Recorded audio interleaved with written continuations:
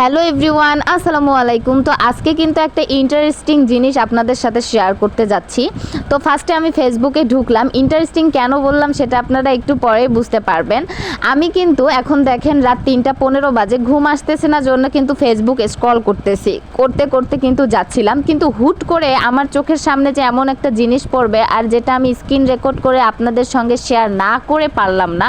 তো এখানে লায়লা মামুনের ভিডিও দেখতেছি, মানে ঘুম আসতেছে না, যা করা লাগে আর কি, ঘুম না আসলে নেট চালাচ্ছি।